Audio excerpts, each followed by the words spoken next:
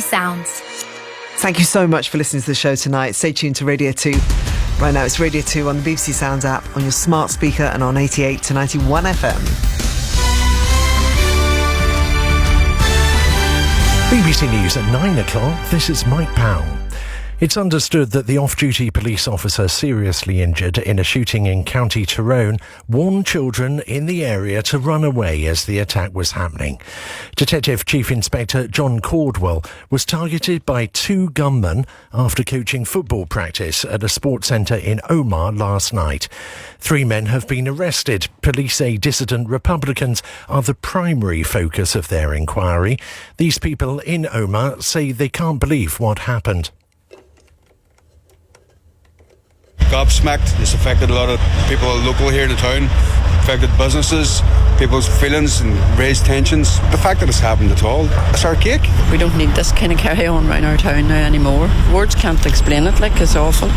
Just awful. What sort of people do things like that? You know, it doesn't make sense. You can't come to terms with that at all. The disgraced Hollywood film producer Harvey Weinstein has been jailed for a further 16 years for raping and sexually assaulting a woman in 2013. The 70-year-old was already serving a 23-year sentence for a separate conviction.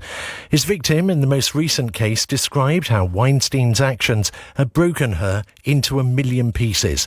Our correspondent Sophie Long was at the hearing in Los Angeles. Unexpectedly, we actually heard from Harvey Weinstein himself, just as Judge Lisa Lynch was about to hand down her sentence.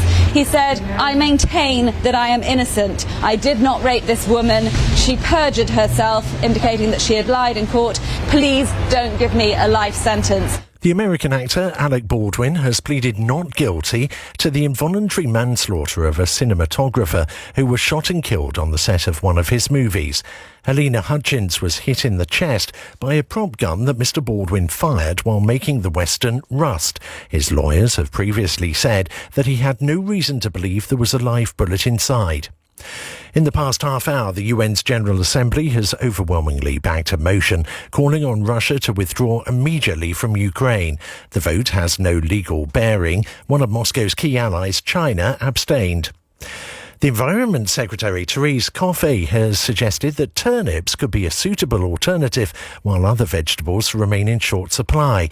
She told MPs that consumers should cherish homegrown produce as some supermarkets limit the number of cucumbers and tomatoes people can buy.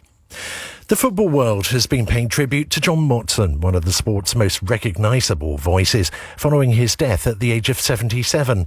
In a 50-year career with the BBC, he covered 10 World Cups and nearly 2,500 matches, many of them on Match of the Day. Barry Davies was the corporation's other main voice of football in the 1970s, 80s and 90s. We agreed many times that our longevity on the programme of Match of the Day was helped by the fact that we had 2 very different styles. And I think you'd agree, if you were a regular watcher then, that was the case. And it worked well for the programme, and it worked well for the 2 of us too. BBC News, it's 3 minutes past 9. Thank you very much indeed, Mike. Thank you, Joe. Thank you, Damon. The UFO Club now. There's some memories. Listen live on the BBC Sounds app.